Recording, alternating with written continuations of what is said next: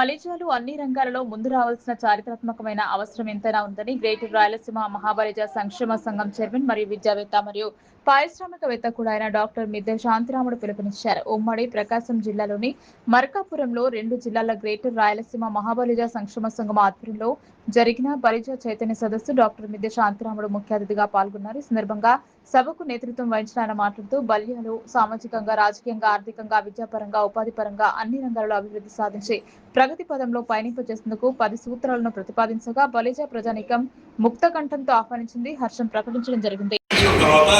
ముఖ్యంగా చిన్న కారు రైతులు, స్మాల్ ఫార్మర్స్ అంటే 2 హెక్టార్స్ లోపల ఉన్న వాళ్ళందరినీ స్మాల్ ఫార్మర్స్ అంటారు. స్మాల్ ఫార్మర్స్ ఎదుర్కొంటున్న సమస్యలు చాలా ఉన్నాయి. వారు పండించిన పంటకు గిట్టుబాటు ధర రావడం లేదు. వారు పండించిన పంటలు రేటు వచ్చేంత వరకు పెట్టుకుని గిడ్డంలో సౌకర్యాలు లేవు. ఇలాంటి సమస్యలతో కొట్టుమిట్టాడుతూ, అదే కాకుండా ఈ దళారీ వ్యవస్థ చాలా తీవ్రంగా పనిచేస్తుంది. సన్నకారు రైతులకు, మధ్యకారు రైతులకు, పెద్ద రైతులకు కూడా ఈ దళారీ వ్యవస్థ పరిశ్రమంగా పనిచేస్తుంది. దీన్ని ఏ విధంగా చేయాలి, ఏ విధంగా చేస్తూ మన కులంలో ఉండే యూత్ను ముందుకు తీసుకోవడానికి ఆదర్శంగా ఉంటుందని చెప్పేసి ఆలోచన చేసిన తర్వాత ఒక కన్క్లూజన్కి వచ్చాము. ఈ రైతు సేవా సంఘాన్ని పెట్టి ప్రతి జిల్లాలో రైతు సేవా సంఘాన్ని స్థాపిస్తాం. ఈ రైతు సేవా సంఘం ప్రతి జిల్లాలో ఉంటుంది. ఈ రైతు సేవా సంఘంలో ఉండే ప్రతి జిల్లాలోని 10 మంది కమిటీ మెంబర్లు కూడా ఆ జిల్లాలో ఉండే 30-40 మండలాలు ఎన్నో ఉండని ప్రతి మండలంలో నుంచి డేటా కలెక్ట్ చేయాలి. డేటా ఏ విధంగా కలెక్ట్ చేయాలంటే, మీరు ప్రతి ఇంటికి వెళ్ళి డేటా కలెక్ట్ చేయాలంటే ఇది ఫిజికల్గా నాట్ పాసిబుల్. అందుకనే దీనికి ఒక గూగుల్ ఫార్మెట్ తయారు చేశాను. ఈ గూగుల్ ఫార్మెట్ రేపు మొత్తం అందరికీ, దేశంలో ఉన్న అందరికీ, ఇక్కడే కాకుండా దేశంలో ఎక్కడో ఉండి మన వాళ్ళు ఉన్నవాళ్ళు వాళ్ళందరూ ఈ గూగుల్ ఫార్మెట్ సప్లై చేస్తాము. ఈ గూగుల్ ఫార్మెట్లో ఇన్ఫర్మేషన్ ఇచ్చిన తర్వాత వారి ఆర్థిక స్థితిగతులు, వారి యొక్క వారి సాలిడ్ అసెట్స్ ఏమున్నాయి వారికి, అవన్నీ ఇన్ఫర్మేషన్ వచ్చిన తర్వాత వారి నుంచి ఒక మొబైల్ నెంబర్ ఒకటే తీసుకుంటాం. వారి నుంచి మనం తీసుకున్న తర్వాత మనం చేయవలసింది ఏమిటంటే, ప్రతి మండలానికి ఒక కమిటీని ఏర్పాటు చేస్తాం. ఈ జిల్లా కమిటీ వారు ప్రతి మండలానికి ఒక కమిటీని ఏర్పాటు చేసి ఆ మండలంలో ఉండే వాళ్ళందరినీ, ఈ సన్నకారు రైతులందరినీ సేకరించి తీసుకున్న తర్వాత వారు ఏ సెక్టర్లో ఇబ్బంది పడుతున్నారు, ఆర్థికంగా ఇబ్బంది పడుతున్నారా, లేదా అప్పులతో ఇబ్బంది పడుతున్నారా, పంటలు సరైన ధరకు రావటం లేదా అన్నదాన్ని అన్ని ఆలోచనలు చేసి ఆ సొసైటీ ద్వారా వాళ్ళకి అన్ని విధాల సహాయ సహకారాలు అందిస్తామని చెప్పేసి తెలియజేస్తున్నాం. ముఖ్యంగా ఎందుకంటే రైతు, ఏ చిన్న రైతు కూడా ఆత్మహత్యకు పాల్పడకూడదు. ఈ 11 జిల్లాల్లో ఉన్న రైతులు ఎవరు కూడా ఆత్మహత్య చేసుకుంటే ఇక్కడ మనం ఉన్న అందరం కూడా ఈ 11 జిల్లాల్లో ఉండే 52 లక్షల జనాభా అందరూ కూడా ఆ రోజు ఆత్మహత్య చేసుకున్నట్టు నా అభిప్రాయం. సో ఎట్టి పరిస్థితులు కూడా రైతు ఆత్మహత్యకు పాల్పడకుండా ప్రారంభించాలి. రైతు ఎలాంటి ఇబ్బందులు ఉన్నా కూడా మీరందరూ కూడా జిల్లా దృష్టికి తీసుకురండి. జిల్లా నుంచి రాష్ట్ర స్థాయి దృష్టికి మా దృష్టికి తీసుకొస్తే ఇమ్మీడియట్గా రెస్పాండ్ అయ్యి దానికి పరిష్కార మార్గాలు కూడా వెతకడానికి కూడా ఒక స్కీమ్ తయారు చేశాం. కాబట్టి రైతులను కాపాడవలసిన బాధ్యత మన మీద ఉంది. ఇంకో విషయం ఏంటంటే, రైతులు చాలా చోట్ల మాకు మంచి 5 ఎకరాలు కానీ ఇంకో లీజు పుస్తకం తీసుకొని ఇంకొక 5 ఎకరాలు కానీ పండిస్తూ అరటి, మిర్చి, మిగతా కమర్షియల్ క్రాప్స్ పండిస్తూ వాటిని సక్రమైన మార్గంలో మార్కెట్కు తీసుకుపోలేక, వారికి కావాల్సిన ఆశించిన ధరలు కూడా లేక చాలా ఇబ్బంది పడుతున్నారు. సో వారి కోసం నేను ఏం చేశానంటే, చిన్న ఇండస్ట్రీస్ ప్రతి మండలానిగా, ప్రతి ఎమ్మెల్యే కాన్స్టిట్యూన్సీగా, ప్రతి జిల్లాగా చిన్న ఇండస్ట్రీస్ 40 లక్షలు 50 లక్షలు కోటి రూపాయల లోపల ఇండస్ట్రీ స్టార్ట్ చేసి, ఫర్ ఎగ్జాంపుల్ అరటి రైతులు ఉన్నారు. అరటి రైతులు దాదాపు మనకి ఇక్కడ 20-22 వేల ఎకరాల అరటి రైతులు ఉన్నారు. ఈ 6 జిల్లాలు 11 జిల్లాలు. ఇక్కడ మనం ఒక 5-6 ఇండస్ట్రీలు మనం స్టార్ట్ చేస్తే ఈ అరటి రైతులకు వారు అరటి పంట పండించిన అరటికాయలు మార్కెట్లో అమ్మడం కన్నా కూడా దాన్ని ప్రాసెస్ చేసి వేరే మల్టిపుల్ ప్రోడక్ట్స్గా తయారు చేసి అవి దేశంలో కానీ ఇతర దేశాలకు కానీ ఎక్స్పోర్ట్ ఓరియంటేషన్తో చేస్తే రైతు ఆశించిన దానికన్నా కూడా మల్టిపుల్ లెవెల్స్లో వాళ్ళకు ఆదాయం వస్తుందని చెప్పి జరిగింది.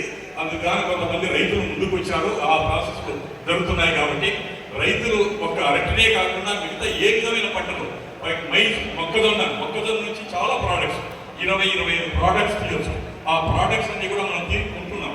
ఈరోజు అరటిలో చేసిన పొడిని, అరటికాయ పొడి మనం ఇంపోర్ట్ చేసుకుంటున్నాం. తీసుకొని వస్తే బయటకు తీసుకొస్తే అరటికాయ కొల 50 రూపాయలు 100 రూపాయలు ఉంటే అది 340 రూపాయలు 350 రూపాయలు పెట్టి మనం తీసుకుంటున్నాం ఒక అరకేజీ ప్యాకెట్.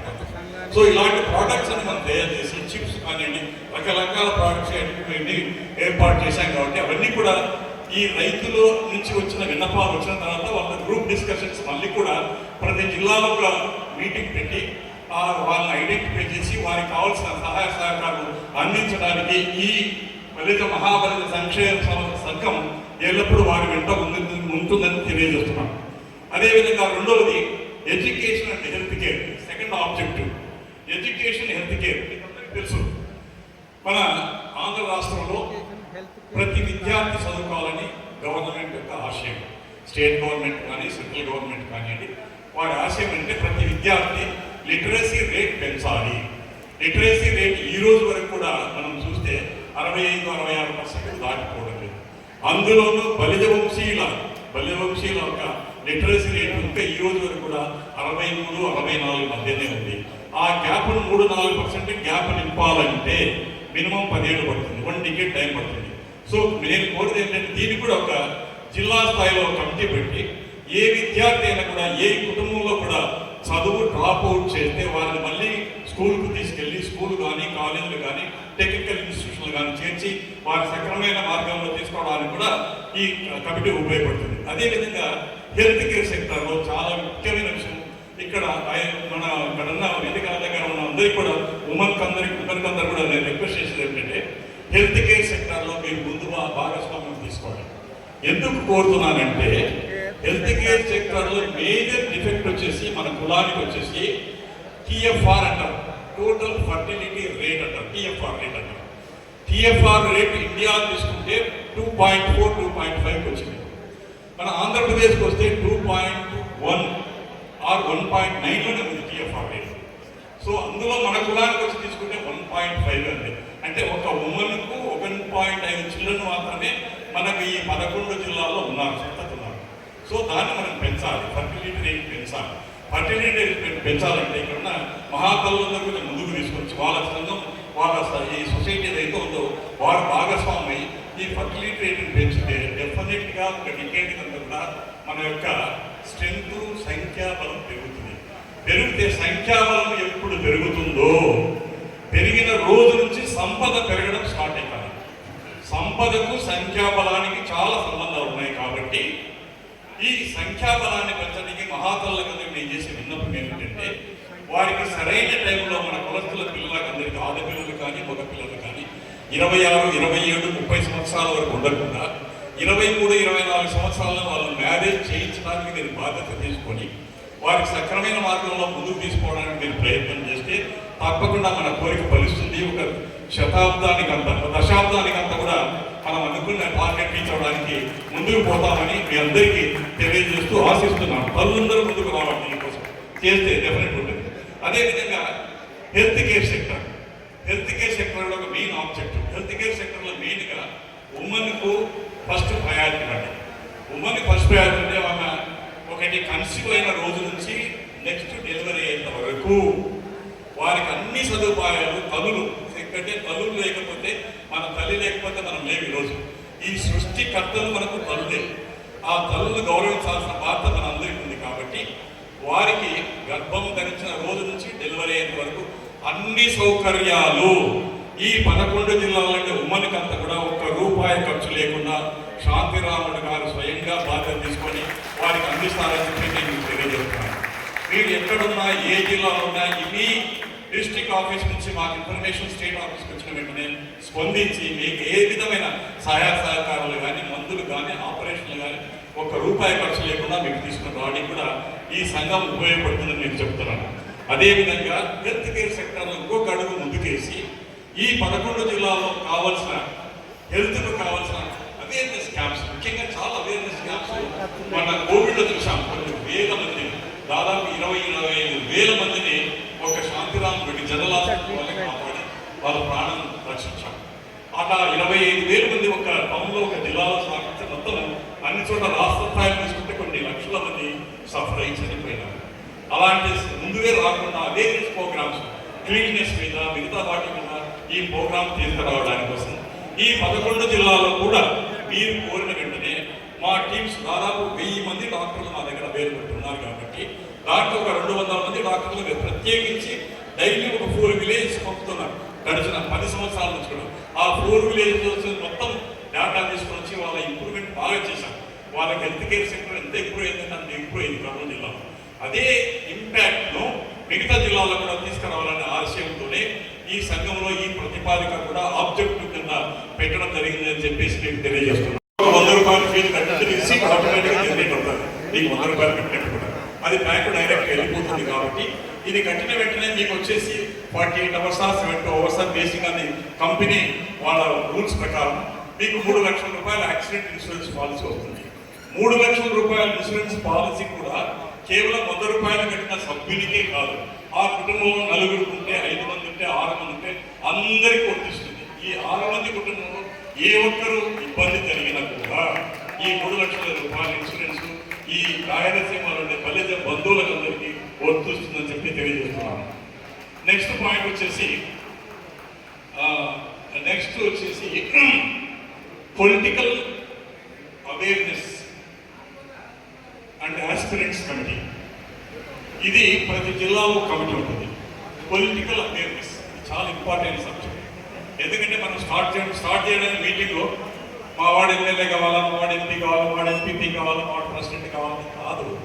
మనం ప్రజలకు ఏం చేశాము, వారి సేవ ఏ విధంగా మన సేవ అందింది, మన సేవ అందిన తర్వాత నెక్స్ట్ ఆస్పిరెంట్స్ మనం ఐడెంటిఫై చేసిన తర్వాత ఆ ఆస్పిరెంట్స్ యొక్క గుణగణాలను మనం పరిశీలనలోకి తీసుకున్న తర్వాత ఏ గ్రామంలో, ఏ టౌన్లో, ఏ మండలంలో, ఏ తాలూకాలో, పంచాయతీ బోర్డుకి ఎంతమంది ఎలిజిబిలిటీ, ఆస్పిరెంట్స్ ఎంతమంది ఉన్నారు, మండల ప్రెసిడెంట్స్కి ఎంతమంది ఉన్నారు, ఎంపీటీస్కి ఎంతమంది ఉన్నారు, ఎమ్మెల్యేలకు ఎంతమంది ఉన్నారు, ఎంపీలకు ఎంతమంది ఉన్నారు, ఈ విధంగా స్టార్ట్ తీసుకున్న తర్వాత అవన్నింటినీ కూడా మనం పరిశీలన చేసి వారికి ఎవరే కానీ ఒక్కటే నేను రిక్వెస్ట్ చేస్తున్నా, ఇక్కడ మన బడ్జెట్ వచ్చింది మన క్యాండిడేట్ ఇక్కడ ఇది కుల మతాలకు కాదు, ఇది పొలిటికల్ పార్టీలకు, ఏ పొలిటికల్ పార్టీకి సంబంధించిన సభ కాదు, ఇది దయచేసి గుర్తించుకోవాలి. అన్ని పార్టీలకు సంబంధించిన సభ కాబట్టి ఇక్కడ నేను కోరేది ఏమిటంటే ప్రతి ఒక్కరికి నేను నమస్కరించి చెప్పేది, ప్రతి ఒక్కరికి కూడా ఓటర్ వచ్చేసి దయచేసి ఏమనుకోదండి, ప్రతి ఓటర్ అంటే మెజారిటీ ఓటర్స్, నాట్ ప్రతి ఓటర్, మెజారిటీ ఓటర్స్ కరప్ట్. ఎందుకంటున్నా అంటే వారు పొలిటికల్ పాలిటిక్స్లోకి వచ్చి ఒక ఎమ్మెల్యేనో లేదా మండల ప్రెసిడెంట్ నిలవనప్పుడు అన్నా నేను నిలవనా, అమ్మా నేను నిలవనా, అక్క నేను నిలవనా వస్తే ఓటు కనిపిస్తారు. మా ఇంట్లో 20 ఓట్లు ఉన్నాయి, మా ఇంట్లో 10 ఓట్లు ఉన్నాయి, ఇంత తప్పిస్తారు. మన అందరికీ బలిజ బంధువుల సోదరి వాళ్ళకి నేను కోరుతుంటే బలిజ కులస్తుడు ఏ పార్టీ నుంచి ఏ పదవికైనా ఆశించి పోటీ చేస్తే వారి నుంచి మన కులస్తుల నుంచి కులస్తుల ఓటు 1 రూపాయి కూడా మేము తీసుకోమని చెప్పేసి నేను ప్రమాణం చేస్తున్నాను. కానీ అందరూ ప్రమాణం చేయాల్సిన బాధ్యత మనందరి మీద ఉంది. మనం ఎప్పుడైతే ఈ ప్రమాణం చేస్తామో సంఖ్యాబలం ఎక్కువ ఉన్న చోట అంతా కూడా నిలబడిన క్యాండిడేట్ కూడా వాటి ఎక్స్పెండిచర్ తగ్గుతుంది. తగ్గడమే కాకుండా మధ్యకులతో శక్తి కొద్ది రూపాయల 10 రూపాయల, లక్షల, 10 లక్షల, కోటి రూపాయల డొనేట్ చేసిన వాళ్ళు చేయని కూడా ముందుకు వచ్చి మన క్యాండిడేట్స్ అందరినీ గెలిపించుకొని మన ఏమైతుందో మన ఆబ్జెక్టివ్ ఏమైతే ఉందో మన ఉన్న దామాషా ప్రకారము ఈ గ్రేటర్ రాయలసీమలో ఉండే 11 జిల్లాలో 22 ఎమ్మెల్యే సీట్లు మనకు కావాలి. మనకు కావాలంటే 22 ఎమ్మెల్యే సీట్లు ఏ పార్టీ వాళ్ళు ఇస్తారో ఆ పార్టీ వాళ్ళు 22 తీసుకుంటారు, ఈ పార్టీ వాళ్ళు ఇచ్చిన 22 తీసుకుంటారు. ఇది కావాలి, 22 ఎమ్మెల్యే సీట్లు కావాలి. ఇంకోటి ఇప్పుడు ముఖ్యంగా ఈ ఎలక్షన్లు వస్తున్నాయి, మున్సిపాలిటీ ఎలక్షన్లు వస్తున్నాయి. ఈ మున్సిపాలిటీ ఎలక్షన్లు వచ్చేసి ముఖ్యంగా మిగతా స్టేట్ అంతా మాట్లాడుతుంది, ఈ 2 జిల్లాల గురించి మాట్లాడుతున్నాను. ఈ 2 జిల్లాలు వచ్చేసి దాదాపు ఇక్కడ వచ్చేసి ప్రకాశం జిల్లాలో ఒంగోలు కార్పొరేషన్లో వచ్చేసి 50 వార్డులు ఉన్నాయి. పెరిగిడు వచ్చి కూడా నేను 3 స్టాటిస్టిక్స్ తీసుకున్నాను, 50 వార్డులు ఉన్నాయి. అదే విధంగా చీమకుర్తిలో 20 వార్డులు ఉన్నాయి, దర్శిలో 20 వార్డులు ఉన్నాయి, పొదిలిలో 20 వార్డులు ఉన్నాయి. అది ప్రకాశం జిల్లాలో. మార్కాపురం జిల్లా వచ్చినప్పుడు మార్కాపురంలో 35 వార్డులు ఉన్నాయి, కనిగిరిలో 20 వార్డులు ఉన్నాయి, గిద్దలూరులో 20 వార్డులు ఉన్నాయి. మొత్తం ఈ వార్డులు అన్ని కలిస్తే కూడా మనకు దాదాపు 185 వార్డులు వస్తున్నాయి. ఈ 185 వార్డులో 20% మన వాళ్ళు ఖచ్చితంగా వార్డు మెంబర్లుగా పోటీ చేస్తున్నారు, ఖచ్చితంగా పోటీ చేస్తున్నారు. కాబట్టి వారి అందరికీ సపోర్ట్ చేసి మీకు తోచిన మీకు శక్తి ఉన్నంత వరకు మీరు ₹1 ఇవ్వండి, 10 పైసలు ఇవ్వండి, ₹10 ఇవ్వండి, తీసుకుంటారు. నిలబడిన క్యాండిడేట్ ఏ పార్టీలో ఉన్నా కూడా గెలిపించవలసిన బాధ్యత బలిద కులస్తుల మీద ఉందని చెప్పేసి నవీనంగా నేను తెలియజేస్తున్నాను. అదేవిధంగా మున్సిపల్ చైర్మన్స్కి వచ్చే వరకు దాదాపు మనకు ఈ మొత్తం 11 జిల్లాల్లో వచ్చే వరకు 56 మున్సిపల్ చైర్మన్ పోస్ట్ ఉన్నాయి. ఈ 56 మున్సిపాలిటీలో మనకు కనీసం అంటే ఈ 11 జిల్లాలో ఎట్టి పరిస్థితుల్లో జిల్లాకు ఒక మున్సిపల్ చైర్మన్ మన వాడికి కావాలి. బలిజవాడు కానీ, కాపు కానీ, ఒంటరి కానీ, ఎవరే కానీ మన వాడికి కావాలి. ఈ 11 మంది కార్పొరేషన్స్ కావాలంటే చాలా వర్కౌట్ చేయాలి. అందుకని ఈ పొలిటికల్ కమిటీ మంచి వెరీ స్ట్రాంగ్ పొలిటికల్ కమిటీ పెట్టారు. దాంట్లో పొలిటీషియన్స్, పెద్దవాళ్ళు, మహానుభావులు, పాపాలు వాళ్ళు కొంతమంది ఇక్కడ తీసుకుంటున్నాం దీంట్లోకి, సంఘంలోకి. వారిని తీసుకొని స్టేట్లో వాళ్ళ అవగాహన తీసుకొని ప్రతి మండలంలో నుంచి ఎవరున్నారు, ఈ ఊరు ప్రకాశం, ఈ ఊరు ఉంది, దర్శి అనే గ్రామంలో ఎంతమంది మన వాళ్ళు పొలిటికల్ ఆస్పిరెంట్స్ ఉన్నారు, what is their financial background ఏంటి, వారి యొక్క ఆయన యొక్క మనస్తత్వం ఏ విధంగా ఉంది, వాడి క్యారెక్టర్స్ ఏ విధంగా ఉన్నాయి, ఇవన్నీ పరిగణలోకి తీసుకున్న తర్వాత మన కులస్తులు ఎంత ఉన్నా కూడా మనకు రావాల్సిన 22% వాటాను ఈ 11 జిల్లాల్లో తప్పకుండా తీసుకుంటామని తెలియజేస్తున్నాం. అదేవిధంగా మిగతా రాష్ట్రానికి అంతా వచ్చే వరకు ఒక చిన్న ఇన్ఫర్మేషన్ మీకు వదలుచుకున్నాను. రాష్ట్రంలో దాదాపు 6,552 గ్రామ పంచాయతీలు ఉన్నాయి. మన రాష్ట్రం అంటే మన ఈ 11 జిల్లాలు, రాష్ట్రం అంటే 11 జిల్లాలకి మాట్లాడుతున్నాను నేను, అంత కాదు. ఈ 11 జిల్లాలలో వచ్చేసి విలేజ్ ప్రెసిడెంట్స్ 6,552 పంచాయతీలు ఉన్నాయి. ఈ పంచాయతీలో మనం కనీసం 900 గ్రామ పంచాయతీలను మనం కైవసం చేసుకోవాలి. ఏ పార్టీలోనే ఉండండి, 900 గ్రామ పంచాయతీలు మన బలిజ కులానికి సంబంధించినవి కావాలి, అవి మన స్వాధీనంలోకి రావాలి. అది ముఖ్యంగా. అదేవిధంగా విలేజ్ వార్డు మెంబర్స్, ప్రతి విలేజ్లో వార్డ్స్ ఉంటాయి. ఈ వార్డు మెంబర్లు కూడా 85,524 వార్డులు ఉన్నాయి ఈ 11 జిల్లాలో. ఈ 85,000 వార్డులలో ప్రతి గ్రామంలో ప్రతి వార్డు మనకి ఎక్కడైతే ఉందో, మన సంపద అంటే మన సంఖ్య ఏ విధంగా ఎక్కువ ఉందో అక్కడ ఖచ్చితంగా మనం కంటెస్ట్ చేస్తామని చెప్పేసి కూడా తెలియజేస్తున్నాం. వార్డు దాదాపు 15,000 వార్డు, 15,000 విలేజ్ వార్డ్స్ ఈ బలిజా కాపు తెలగాలకు మనం సంపాదించినప్పుడే మనకు గుర్తింపు వస్తుంది. దానికి అన్ని విధాలుగా సహాయ సహకారం అందించండి. అదేవిధంగా ఎంపీటీసీలు 3,550 మంది కాను ఒక 600 మందిని ఎక్స్పెక్ట్ చేస్తున్నాము. జెడ్పీటీసీలు 300 మంది కాను 50 మందిని ఎక్స్పెక్ట్ చేస్తున్నాము. మున్సిపాలిటీస్, నగరపాలికాస్లో ఈ 11 జిల్లాల్లో 11 మనం ఎక్స్పెక్ట్ చేస్తున్నాము. కాబట్టి వీటన్నిటి కూడా మీ అందరూ కూడా ఏ విధంగా వర్క్ చేయాలనేది కూడా మీరు ఆలోచన చేయండి. ఎందుకంటే ఇది దాదాపు ఒక మహాత్ముడు మిర్యాల వెంకటరావు గారు చనిపోయి దాదాపు ఇప్పటికి 12 సంవత్సరాలు అవుతుంది. ఈ 12 సంవత్సరాల్లో పెద్ద వ్యాక్యూమ్ ఏర్పడింది. ఏది ఆంధ్రప్రదేశ్ నాటి నుండి గ్రేటర్ రాయలసీమ, ఆంధ్రప్రదేశ్లో కూడా పెద్ద వ్యాక్యూమ్ ఏర్పడింది. ఈ వ్యాక్యూమ్ను how to fill the vacuum అనే ఉద్దేశంతోనే ఈ కంకణం కట్టుకోవాల్సింది జరిగింది. ఎందుకంటే ఇంతవరకు కేవలం పాలిటిక్స్ గురించే మన సంఘాలలో మనం అందరం మాట్లాడుతున్నాం. కానీ ముఖ్యంగా కులము డెవలప్మెంట్ గురించి మాట్లాడాలి. కులం డెవలప్ కావాలి. కులం డెవలప్ అయినప్పుడే సంఖ్య డెవలప్ అవుతుంది. సంఖ్య డెవలప్ అయినప్పుడే సంపద వస్తుంది. సంపద వచ్చినప్పుడే స్టేట్ గవర్నమెంట్ కానీ, సెంట్రల్ గవర్నమెంట్ కానీ బాగా సంపూర్ణంగా అందరికీ సహాయ సహకారాలు అందించడానికి ముందుకు వస్తాయని తెలియజేస్తున్నాను. నెక్స్ట్ ఫైనల్గా వచ్చే వరకు legal and litigation affairs welfare committee, ఇది కూడా ఇంపార్టెంట్ టాపిక్ అండి. లీగల్ అండ్ లిటిగేషన్ మన కులస్తులో చాలా మంది చిన్న చిన్న వాటికి లిటిగేషన్స్ పెట్టుకొని విలేజ్ లెవెల్లో, మండల లెవెల్లో, తాలూకా లెవెల్లో, జడులో లిటిగేషన్స్ పెట్టుకొని ఆ లిటిగేషన్ దిగక సంవత్సరాల తరబడి మనం కోర్టుల చుట్టూ తిరుగుకుంటూ ఉన్నాం. కాబట్టి నేను ఏం ఆలోచన చేశానంటే ఒక legal and litigation awareness committee, welfare కమిటీగా ఒక 10 మంది మంచి అడ్వకేట్స్తో ఈ సంఘాన్ని ఏర్పాటు చేస్తున్నాము. ఈ అడ్వకేట్స్ అందరూ కూడా మనకు సహాయ సహకారాలు అందిస్తారు. వారు కూడా ప్రొఫెషన్ చేస్తున్నారు కాబట్టి